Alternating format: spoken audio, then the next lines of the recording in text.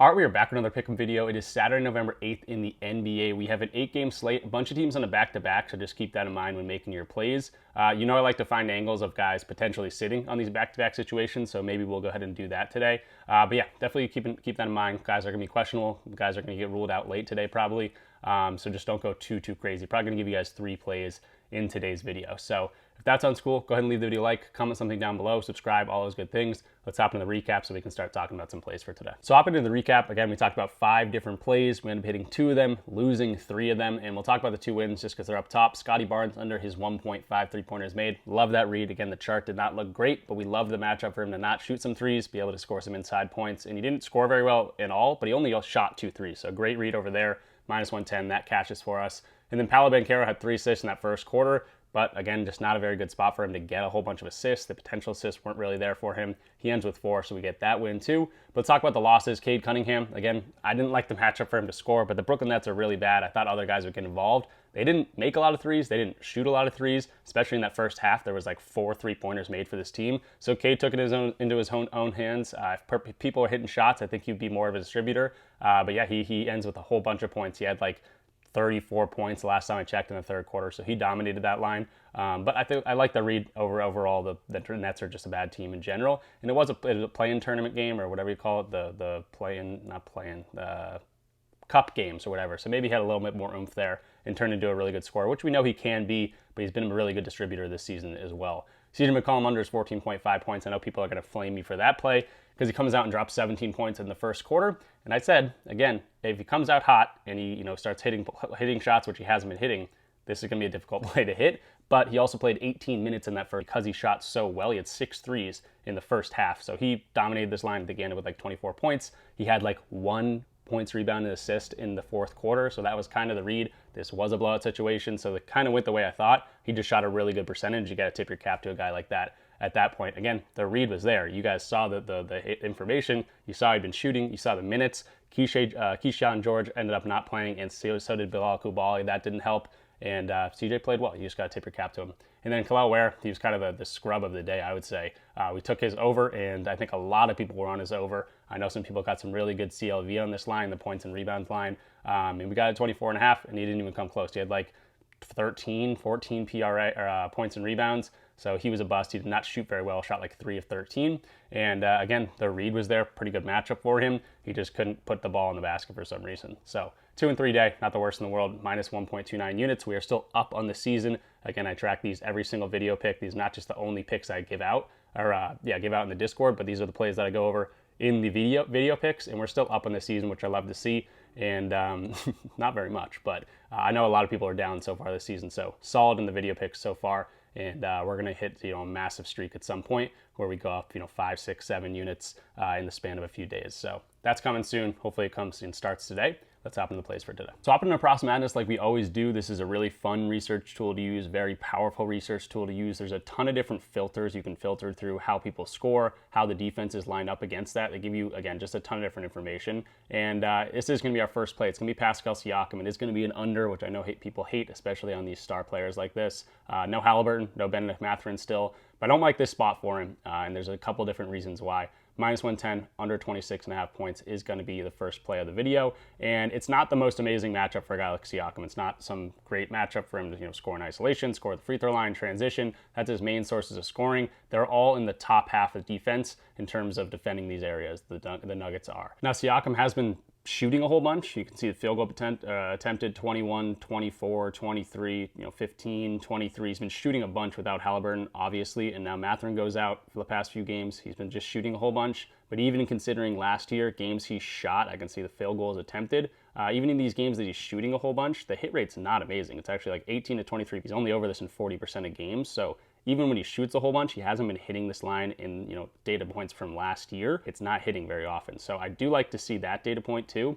Then I'll point to the blowout potential here, and it is 11.5 spread. The Nuggets are on a back-to-back. The Pacers are not. I know people are going to think this is going to be a smash spot for the Pacers to at least cover this spread, but the Nuggets just came off a blowout win against the Warriors. a lot of those players, Jokic didn't play the fourth quarter, Murray didn't play the fourth quarter, Aaron Gordon only played 24 minutes. Again, Jokic under 30 minutes, Jamal Murray 31 minutes. So they're playing on a back-to-back, but they didn't get a whole bunch of time last game. So I think they're going to be relatively fresh. The next thing I'll point out is the fact that the Nuggets are really good on back-to-back situations. I went to last year, and I was just looking at back-to-back games. First of all, Jokic plays really well in terms of scoring back-to-back games, but you can see the scoring differences. Obviously, this is at the end of the year, but they won this game by 13, won by 15, won by 22, won by 3, won by 11, won by 13, 27, 30.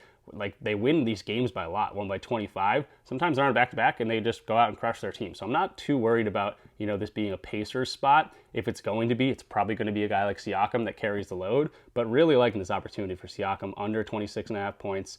Pretty good price, too. And, again, just not a great matchup for him. Hopefully the Nuggets can handle some business. And Siakam, when he has to carry the load, can score very well when he scores efficiently, but I don't love this matchup for him. His main source of scoring is right in that non-restricted area paint.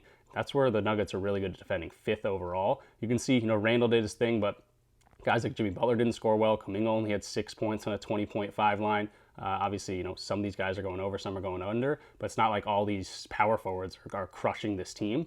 I really like this spot for the Nuggets to, hopefully dominate these guys. Siakam doesn't see a whole bunch of time on the floor, and at the same time, he's had his tough matchup. So I like Siakam's under, definitely more than his over, and I think it's a pretty good spot. Jumping into the second play here, we just talked about a star. Now we're going to go to a rookie, Derek Queen, and I'm also looking at the under. Sorry about the unders, but just found the value there sometimes. 6.5 rebounds, looking at the under -105 on BetMGM right now. And he's going up against a team that does not allow a whole bunch of rebounds, actually ranked number 1 in not allowing rebounds so far this season in the Spurs. Rebounds allowed, number 1.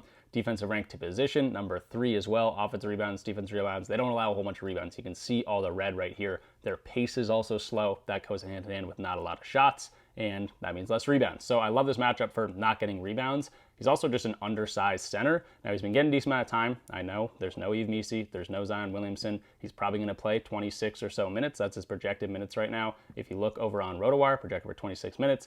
Looney has been starting the games. Queen plays a little bit more time. But he's a 6'9" center, so he's a smaller center. We have seen a couple centers that are really big. Steven Adams, Sengun, Ayton Hayes. They've been getting over their lines, but literally just creeping over them. In the beginning of the season, we saw a whole bunch of centers not get over their lines. So smaller center, very, very hard spot for him to get rebounds in general. And it's just a tough spot. I think it's going to be a perfect spot for us to attack the under 6.5. Another thing I'd like to point to is even when he's playing a lot of minutes, it's not like he's absolutely crushing his rebounds line.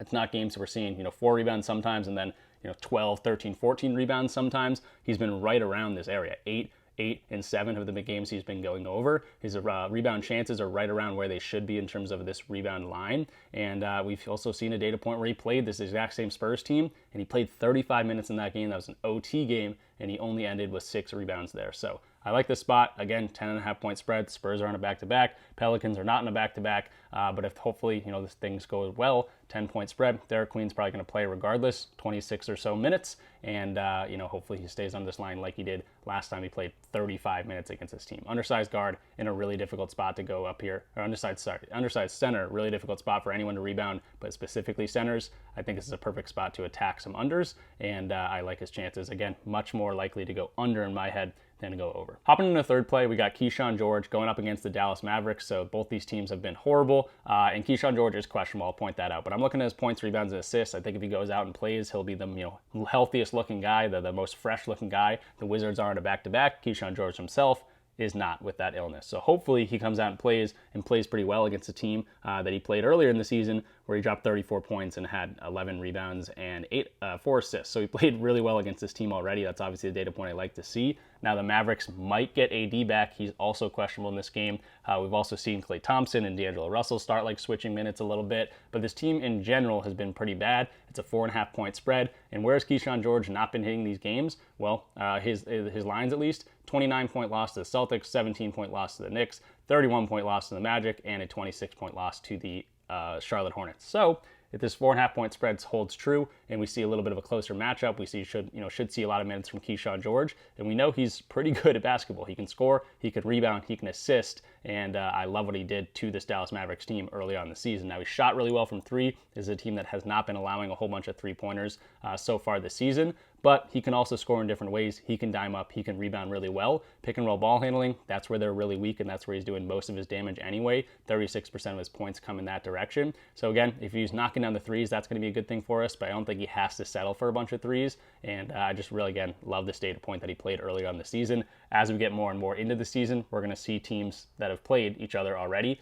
and we can look into those matchups. And I don't think this is a guy that's like, oh, you go, this is not a Luka Doncic or, Victor Wembanyama, where you're like, oh, he killed us last time, let's adjust our game plan to this guy. Kyshawn George, not really at that, level yet, and I don't think there's going to be some huge adjustment to limit Kyshawn George in this matchup. But who knows? Maybe there will be. But I just like the matchup. The blowout opportunities have been ridiculous the past few games. I think we're getting a discount on this line because of that and the questionable tag, when in reality, if he does play, if that illness is not bothering him enough to play, I think he's going to be the freshest guy on the Wizards. I think he's going to be able to do his thing. Again, pick and roll ball handling, that's going to be a great spot. You can look at the rebounds just in general itself. You could honestly just attack this. Similar players by position have been going over the rebounds line. He had 11 rebounds in that last game he played against them. And again, the only games he hasn't been getting there are huge blowouts. I like his assist potential too. So I'm just going to go to the PRA. He scored really well against his team already. Doesn't look like an amazing matchup. Again, it's really just this three-point line, but he doesn't rely on that super heavily. You can actually see three-pointers made. He's definitely hit some threes so far this season, the 7 against the Mavericks itself, but he doesn't fully rely on that to score the ball. He can have some good scoring games even without the 3 points, falling, but he could also chip in with, 1 or 2 would be great. Right now his line's at 1.5, minus 162, so they're expecting him to get at least 2, and that would be great. I think he can score in other ways. He can dime up, he can rebound. I think it's a great spot for him. Fresh legs, go out there and play. Hopefully that illness was just a 24-hour thing, and he can go out there and play well. And then I'm going to give you guys a 4th play here, just because if Kyshawn George gets ruled out, I don't want to leave you guys with only 2 plays, so hopefully get 4 plays overall. If Kyshawn George gets ruled out, you'll have 3 plays. But I like this Brandon Ingram play, and it's nothing too crazy. It's actually a minus 135 play. I don't typically go to that. If you want to get some plus money at 4.5, I think you could look there too, but he's just been super consistent. I think this is one of those lines that I look at and I'm like, yeah, he's probably going to get 4 or 5 assists here, and he could get more. I think I like the upside way more than the downside. Again, the least he's met is 3. The most so far this season he had is 5. He's on a team this year, obviously not in the Pelicans anymore, with a decent amount of distributors. Scotty Barnes can distribute, Quickly can distribute a little bit, RJ can distribute, so they've all been distributed a decent amount, but I just don't hate this matchup for him. It just makes sense, like a line that's like, okay, he could definitely just land on 4, he could get more than that, but I don't see him seeing, less than 3, so the upside's much higher than the downside here. Then you can see similar types of players, the by position here. Michael Porter Jr., not a passer, not a guy that's going to get 8 assists in a game, whereas not Scotty Barnes, Brandon Ingram is a guy that, especially last year, we saw him get some games like that. Middleton, old and, not very much a distributor at this point in the season. He also just doesn't look good, hasn't been playing. But Paolo, he got 5 there. Franz Wagner, he had 4. Miles Bridges, he had 7 there. So guys that actually can get a decent amount of assists some games are going over this line, and I think we see that in a guy like Brandon Ingram. The next thing I'll point out is this is a back-to-back situation. He's had a great history of going over in the back-to-back situations. We can see games that have been back-to-backs this season. He's only played 1, but he did have 5 assists on 8 potentials in that game against the Spurs. This matchup is not bad. Assists allowed 16th. It's pretty much a mediocre area for all the ways he gets his assist. I do like to see 35% of assists coming inside the paint. 20th ranked there in terms of defense, so hopefully you get some easy ones down low. But looking back to last year, these are back-to-backs. He had 6, 7, and 8 assists in the back-to-back situations, and even just last year in general, we saw some big assist games from him. Obviously, different situation here on the Raptors. Had a little bit more usage in New Orleans, but again, he's a guy that can dime up when he needs to, and you can see the games that he's not hitting. 3 assists here. His floor is much higher than his ceiling is low, and I just see the upside here in this 3.5 point line. So yes, minus 135 juice on Hard Rock right now, but again, I think it's for a good reason, and I think he's going to land on at least 4 if you want to get some plus money and tack some more lines, some higher lines. I think that's an option too. I just don't mind this matchup at all, and I think he's going to be having the ball in his hands enough where he can get the decent amount of assists, especially interior. That's where I'm going to be looking at the most. Opponent defense, 20th ranked overall. Hopefully get some easy ones. So that will do it for this one. Going into the recap real quick, we got Siakam under his 26.5 points. We got Derek Queen under his 6.5 rebounds. And then we got 2 overs. Kyshawn George over 23.5 points, rebounds, and assists. And then Brandon Ingram over his assists. Kind of a juiced line here. Again, if you want to get some better payouts and go for 4.5, I think you could. But I think there's a really good potential he lands on 4 exactly, to be totally honest. And I do see the higher upside. So again, if you want to mess around with that, you can go ahead and do that. All 1 unit plays, 4 units total, and that's what we got going on for today. If you want access to all my plays before any bumps or anything like that happen, check out my link in the description down below. You can sign in through DubClub and then link your Discord account. That's where I post all my plays in the Discord. Check out Props Madness. That was a tool I was using all throughout the video. Really fun to use, and again, 25% off your first month when you use my code in the description down below. And that will do it. Saturday, a lot of games are later in the day today, so we don't have to worry about the earlier slate games. And hopefully we get, a nice winning day for us. Hopefully 4 players play. Kyshawn George is questionable, but I think he'll go out there and poop against the same team he dominated last time. So that will do it. Thanks for watching. Like the video, subscribe if you are new, comment all those good things, and I'll catch you guys in the next one. Peace out.